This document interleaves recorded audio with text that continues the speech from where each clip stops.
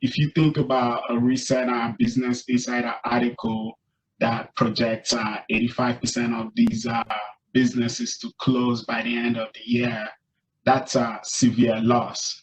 So for us with Common Cookery, it was really, really important as we build in our marketplace to focus on these independents and create a new, more or less sales avenue, as well as resource avenue for them to be able to at least get back to a certain sales level because they're going to continuously be hit hard by this current environment.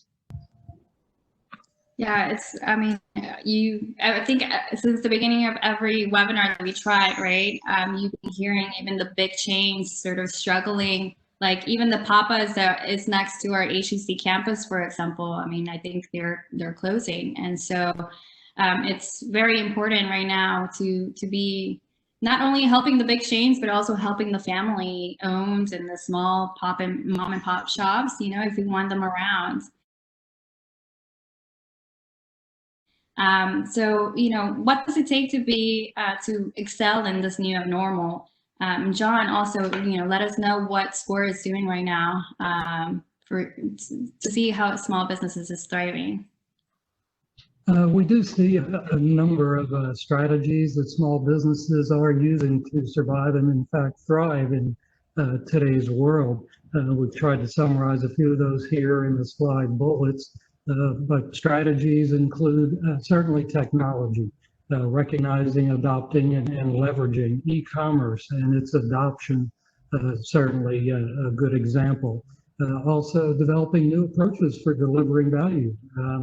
We've seen contactless delivery, for example, come into the mainstream over the past several months. And I think that is a new approach that has certainly delivered value for both the business and the consumer. You need to constantly reassess and objectively change your approach. Don't be so closed. There's an old adage, it's NIH, not invented here. If I didn't come up with it, it can't be worth much.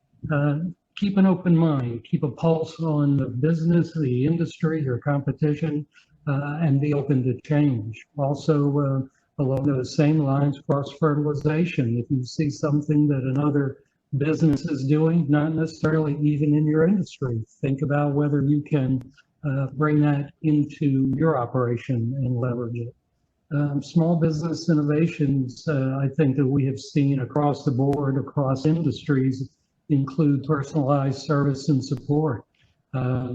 When you are able to do that for your customer base, it really helps to build loyalty.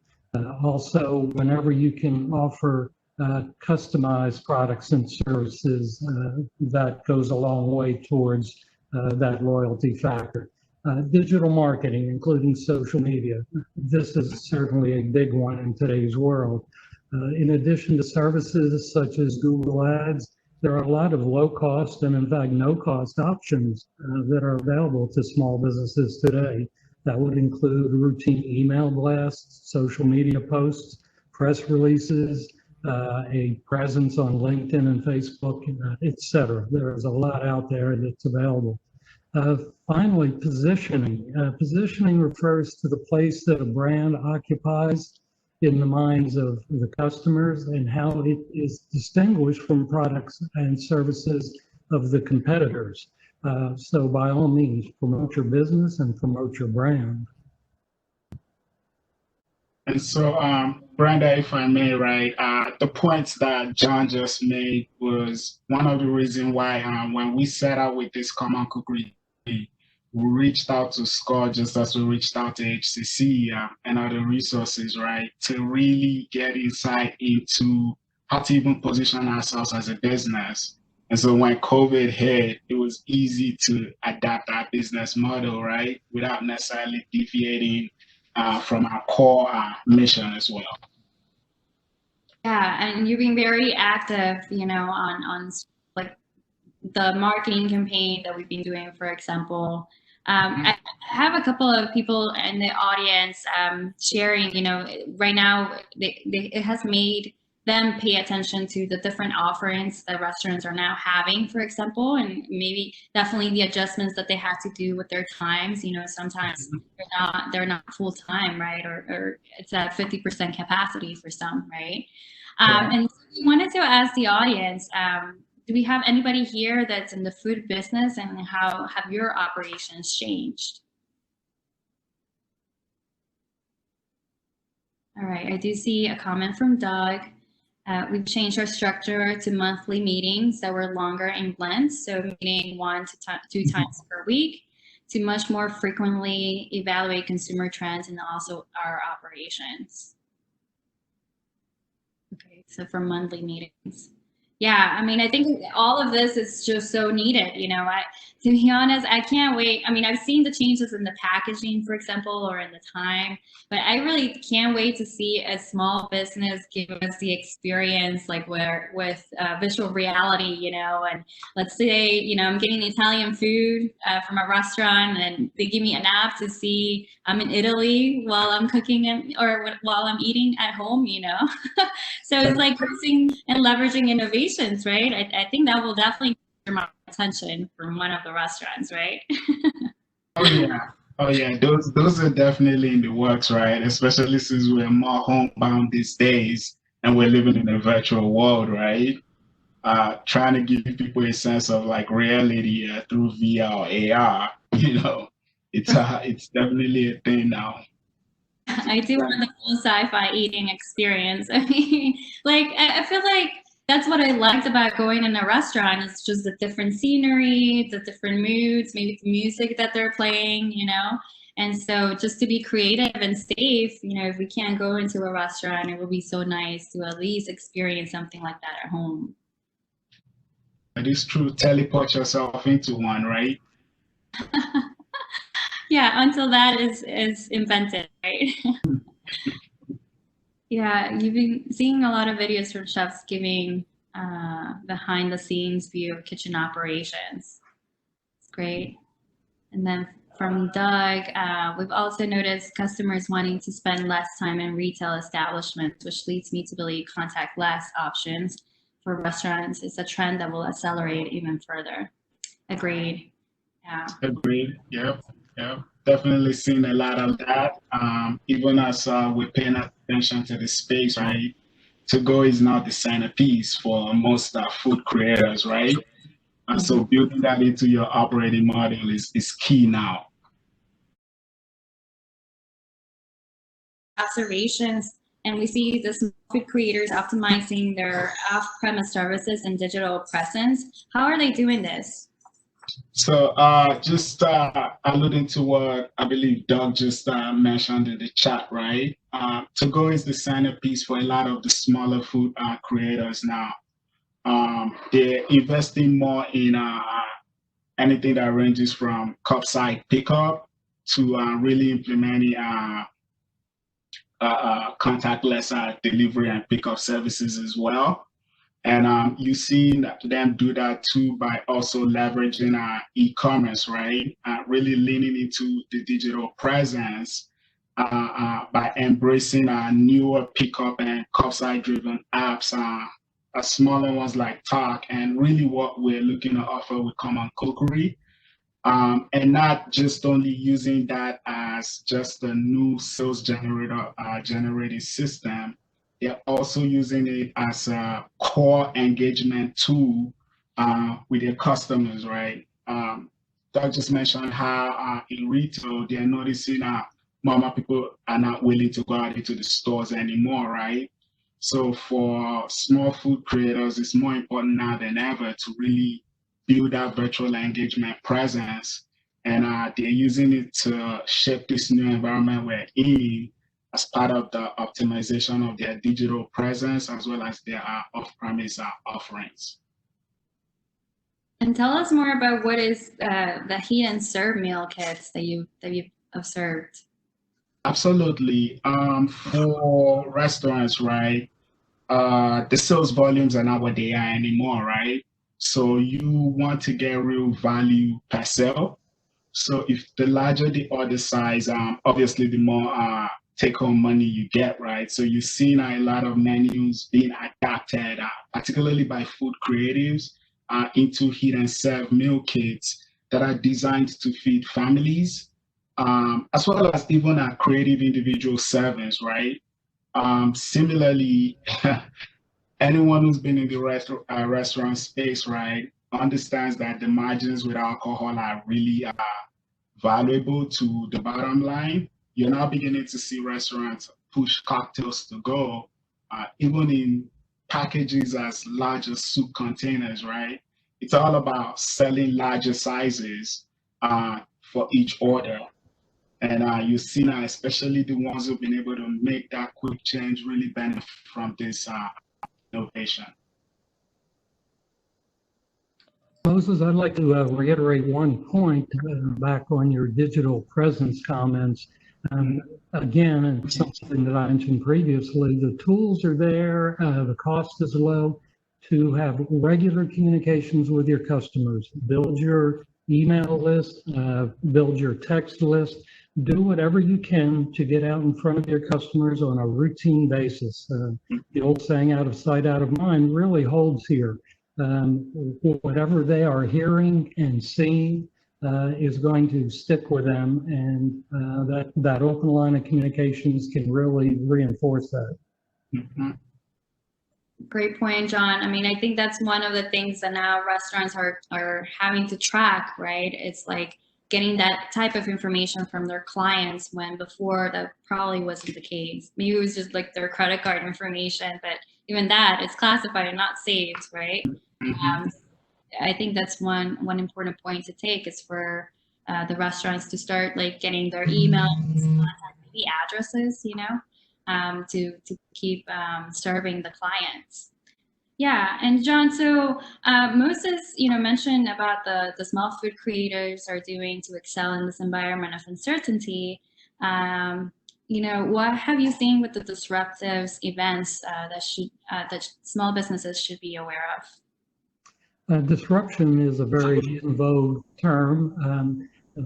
Its meaning is fairly clear, but when you stop and think about it in terms of business, we can begin with classic disruptors, so to speak. Some of the most obvious, the wheel, the printing press. In the modern world, computers, the internet, cell phones, we could go on and on. But these were all major disruptors. They changed society. They changed really how we live day to day. Think about where we are today just with cell phones compared to a generation ago. We would rather leave our wallet at home than a cell phone. So these are definitely disruptors. Now, disruption can occur on a technical basis. It can also occur within a business. So staying current on new developments is critical for a small business owner and operator. Continually think about the disruptors that may be coming and how that could impact your business. It was not that many years ago when we saw long distance services, because long distance calling was so expensive. Everyone can call literally around the world right now for little or no cost. So again, a big disruption occurred there. Consider the impact to your own industry and to your own operations. Don't be too general about your assessment. From a business standpoint, I think it's critical that you perform a routine competitive analysis. What is your competition doing? Is there anything that you can benefit from, that you are threatened by? Stay on top of the competition. Look for new opportunities for some of these disruptors that come along, and try to leverage all of those for growth of the business and obviously bottom line success. Moses, you're saying e-commerce, for example, is a major disruptor. That's right. Like, the Amazons right now, like they're just doing so much, right? Mm-hmm, mm-hmm. I mean, retail is feeling the impact, and you can see the same thing happening in the food service space now, right? Also, in particular, we had to be a part of disruption, right? Albeit from a natural occurrence in COVID-19. The original plan, right, was for us to build physical ghost kitchen facilities that we would lease out to small independent restaurateurs, right? And then add on a digital platform where they could also sell their meal kits through. But we had to pivot and move the e-commerce platform forward when the pandemic hit. So being really tuned in, as John just mentioned, to those disruptions that are definitely going to come into your space as a business is very key. And being able to move quickly, especially when you're already gaining traction, right? To adapt it to your own positive impact is essential as well. Yeah, and just going off your last comment, how do you think a small business is thriving in this like disruptive environment? Well, also alluding to what John just mentioned, right? A lot of them are really leveraging the opportunity that has presented with technology, right? More or less e-commerce. But more than likely, I actually wanted to reference McKinsey white paper that was recently released, right? For those of you in attendance who may not know, McKinsey is that renowned management consulting firm, right? That a lot of blue chip companies and major corporations, including your major restaurant brands, rely on for strategy. They essentially mentioned that small businesses would absolutely need to thrive to update their operating procedures to even be alive as well as thrive in this new normal. So if you think about the fact that the major chains and the major restaurant brands are looking up to them for guidance, right? More than likely, as a small food creative, you absolutely want to take these key points into consideration. So as I had mentioned earlier on, there's a strong recommendation for you to digitize your customer engagement, right? With a lot of the food creators that we're really targeting, one of the things we want to do is really help them digitize. A lot of them are not even leveraging the opportunity that social media alone provides them. So in this virtual world we live in now, that is key. It's not only just setting up a storefront or DoorDash to just sell anymore. Everything from the email communications to actually community engagement, marketing projects, all are done digitally now. Another thing now is also reactivating your customers using a segmented approach. So what does that mean? If you're a restaurateur, right, you know who your loyal customers were before the pandemic hit. You might want to tailor a certain loyalty pricing towards them. At the same time, you have new customers that have come on board since the crisis, right? Just because they like what you're offering and they also want to support. You might also want to have some sort of like a customer retention discount or pricing geared towards those guys. You have to really customize your approach now. And it's not just a one size fits all, right? And then more than importantly, you have to align your menu to new customer preferences. So people are not going to the office and sitting in their offices for 10, 12 hours anymore. They're home with their kids, right? So you might want to design meal kits that are family size that can feed an entire family for dinner conveniently, especially when you think about moms who are juggling being homeschool teachers and at the same time working, and caring for their husbands, so those things become really essential. That's why for us, a common cookery, we're really well positioned for this new environment that we're going into because our business model was always built around that digital marketing and being able to offer value pack services, so to speak, to our customers. And so for us, we're really focusing on building that online and offline local community networks for food creative and eaters to engage each other. Our core focus obviously is on those small food creators, right? and also working on offering real resource matching services such as client relationships. And more importantly, we've included risk management practices into our everyday processes, which John is really going to touch on extensively next. Yeah, and actually, before we head to the next slide, I mean, there was a good question from the audience. Given the current times, will you recommend doing this competitive and market assessments more frequently than a quarterly basis? And this was for John, and I know, John, you responded it, but maybe if you would like to address it right now before we talk about the risk management plan. Yeah, I don't think that it's like a business plan. You don't create it once, put it on the shelf, and never look at it again.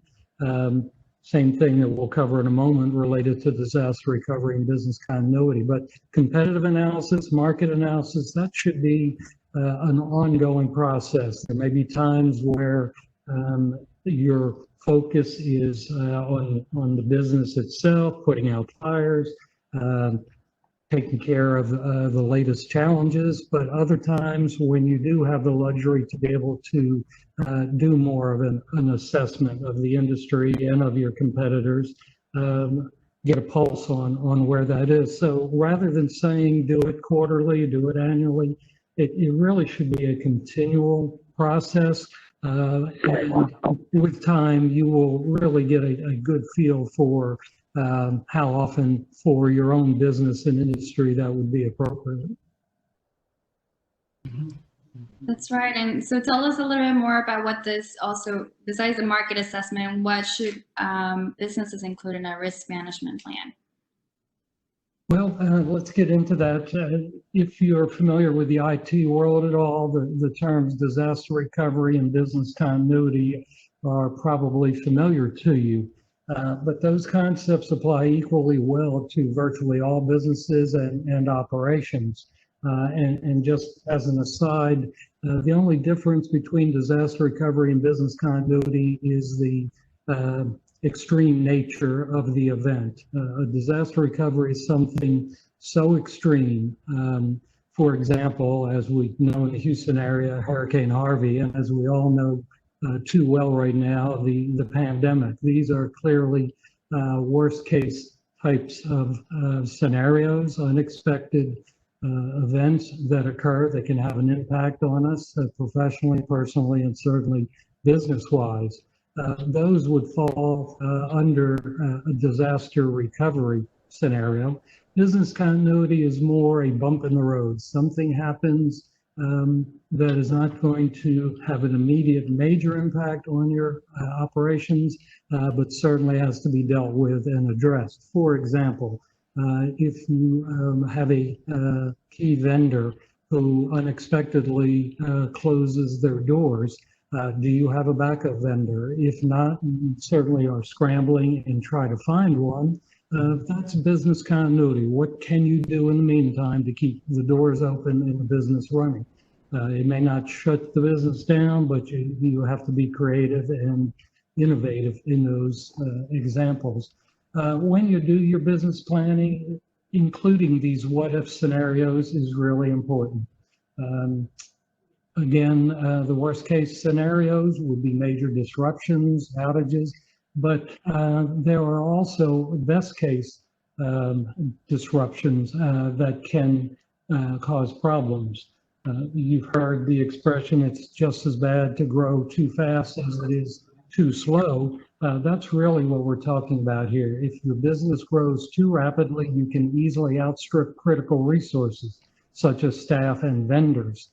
The financial impact of either worst case or best case scenarios can be financial losses, decreased or negative cash flow. And if you think about that adverse impact on cash flow, that easily applies to that best case scenario in which you're growing too fast. Especially the lawyers like to talk about force majeure, which is an event or an effect that cannot be reasonably anticipated or controlled. but how such events are handled can determine a business's long-term viability and, of course, profitability. So how do you address those what-if considerations? Build your DR and your BC plan. Think through what are your worst case and best case scenarios, and what would your responses likely be. Once you've built that initial plan, think about how you can test it, how you can explore strategic vendor and partner options. Oftentimes, you may be able to work with a key vendor or partner in a time of disaster recovery or business continuity. Maybe it's sharing staff, sharing physical facilities, be creative, think outside the box. Of course, a common theme today and in much of today's world is technology. Leverage technology.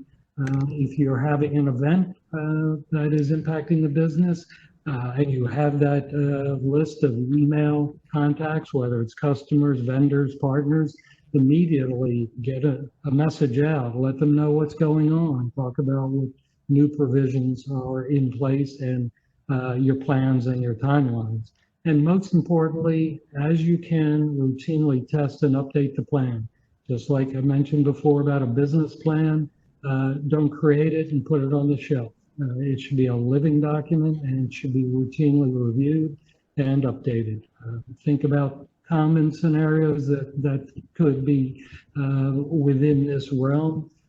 If you have a hosted website and that host goes down, do you have a failover host? Do you have a way in which you can quickly resume your e-commerce website? That would be a very obvious scenario for your DRBC plan and testing. Again, it should be a living document. It should be something that is constantly in the back of your mind. And whenever you have the opportunity to test, you will always learn something new and the plan will always be updated. Sure. Just piggybacking off of what John said, right? Our business plan is pretty much a living document. I can't tell you how many times our teams have gone back to revise it, right? To adapt to current situations, just the larger macro environment. So for us anyway, as part of our operation models, we really incorporated business continuity processes into our daily activities. I would love to have the best case scenario, like fast growth when we do go live, right? But taking that into consideration and talking about this with John. Yeah. At some point, you're going to get a lot of traffic, I'm pretty sure. Yeah.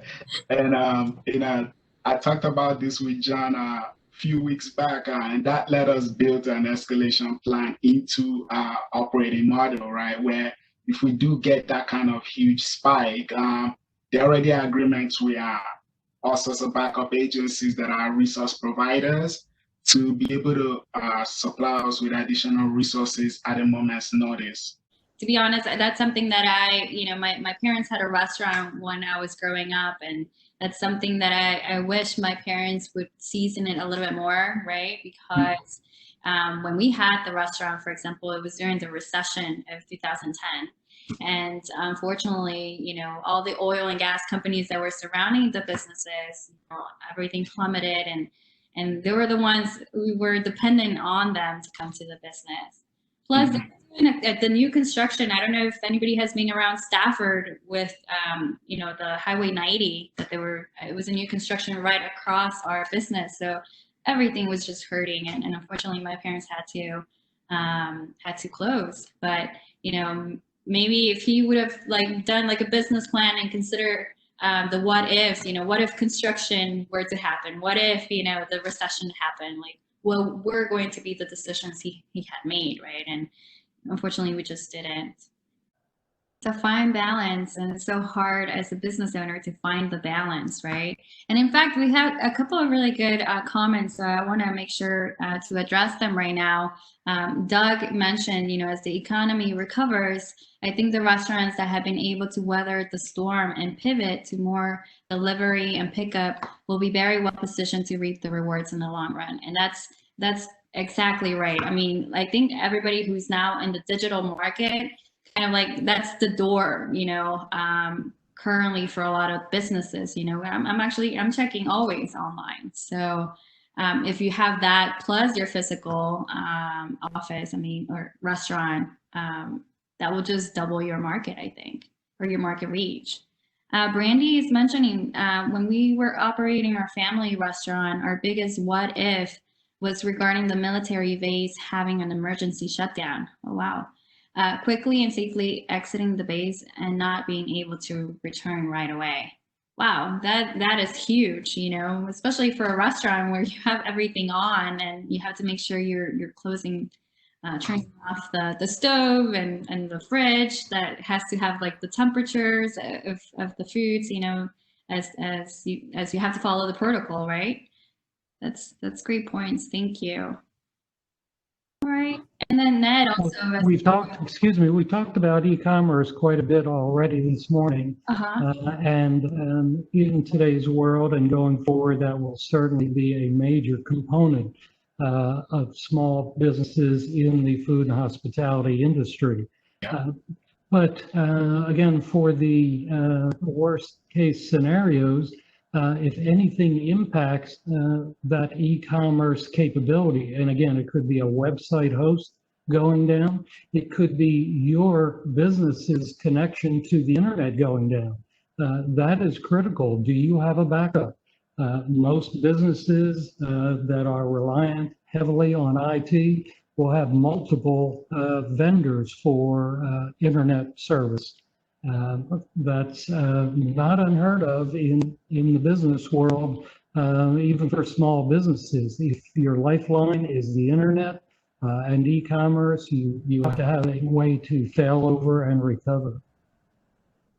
Yeah, both internet and mobile, right? Like I think a lot of us were struggling with our signals last week. Imagine what if it's completely shut down?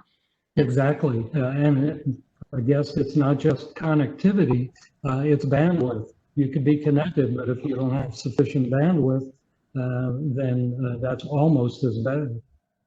Well, that's definitely a lot of considerations to take. And one more point that we got from Ned, he mentioned as you grow, the tendency is to lose agility and flexibility. So, I mean, that's right. So I guess the key here is to find the balance, right? For both the good and the worst case scenarios. As to how the audience and us and the community can get involved with what you're doing at Common Cookery. Sure. So we're in the midst of building the digital marketplace. We're looking to launch an MVP version of the web as well as the mobile apps at the end of July. We're going to be testing it with 30 food creatives and be making improvements in real time. We're also putting our development and our go-to-market teams together as we speak. We have engaged 400 restaurants, private chefs, and caterers. We have another 250 that we're reaching out to as well. We're currently fundraising to meet these objectives so we can go live in Houston in October and launch in other cities as well. We encourage you to really support our initiative by joining our user focus groups, support our development and go-to-market efforts. You can also join our development advocacy team. We're trying to make this as collaborative as possible. We also recommend you to even think about investing in us. We're ready to provide you more info in that regard. And we encourage you to stay in the loop. Certainly, it would be welcome for you to complete the post-webinar survey you'll be receiving and to join our Common Cookery community forum Slack channel as well. That's it for now, and you'll be definitely hearing from us virtually or physically in a socially distanced, maxed, wearing safe manner. I love it. And actually, for those who joined a little bit later, Moses, you did share your links also at the very top of the chat box So, before we end, make sure that you click on those links and make sure that you follow Moses Common Cookery's effort, as well as our panelists' LinkedIn profiles, in case there's any questions or you'd like to connect further. I think on our HCC side, I mean, we're helping startups like you, Moses. We are having we actually just created a partnership with Google, for example, for those who need to go into the digital space. Google has a way of having like their websites for free, also like your business to, be on the Google Maps. We're teaching that happening this week and next week. So if you're interested in those kinds of things, or if you know of anybody who would be interested, make sure to follow us at HCC Entrepreneurship on our Facebook. And that's where we are promoting every effort that we're having at the center. We also have different departments. We're not the only center. We have 2 others in the Northwest and Southwest campus. As well as the Goldman Sachs 10,000 Small Business Initiative, the Minority Business Development Agency, and the Corporate College. So if you'd like to get more information about those, you can find it at www.hccs.edu/smallbusiness. John, would you like to tell us more about SCORE's efforts? SCORE is an affiliate of the Small Business Administration, or SBA. It was founded in the 1960s. Currently has nearly 11,000 volunteers and mentors across the U.S. The mission is really to support new entrepreneurial startups and existing small businesses in their growth and success, and in that way, helping to promote community growth through the creation of new jobs and commerce. SCORE's Houston chapter is one of the largest and most active in the country. All SCORE assistance is free, and there's no limit on time or frequency for a small business owner returning for additional guidance. It's in some ways a not so well known but tremendous resource, but those that have discovered SCORE speak very highly of it and have had great success as a result. We do, again, for those in the Houston area, have a very large, very active chapter here. With a lot of combination retired, semi-retired, and still fully active executives from a broad variety of businesses and executive management roles. Yeah, and you guys offer free mentoring as well, correct? Completely. No, never a charge for any of the SCORE mentoring and assistance. So yeah, for the people in the audience, please make sure, I mean, even if you're not in Houston, because I know a couple might be from like California, I know this was going global, but those are free resources in many states in the US, so please make sure to leverage those. And again, on the web, it's score.org. And again, if you're in the Houston area, it's houston.score.org. All right. Well, any last points, Moses and John? Just wanted to reiterate for you to follow us through any one of our social media handles. It's at Common Cookery. You could also keep up with us on our LinkedIn website. It's linkedin.com/Common Cookery. And as I mentioned earlier on, our Slack channel, as you've seen on this slide. Feel free to reach out and email me or call me directly if you have any questions about Common Cookery. We're really going to be involved in sprints for the next 30 days, and you'll be hearing from us.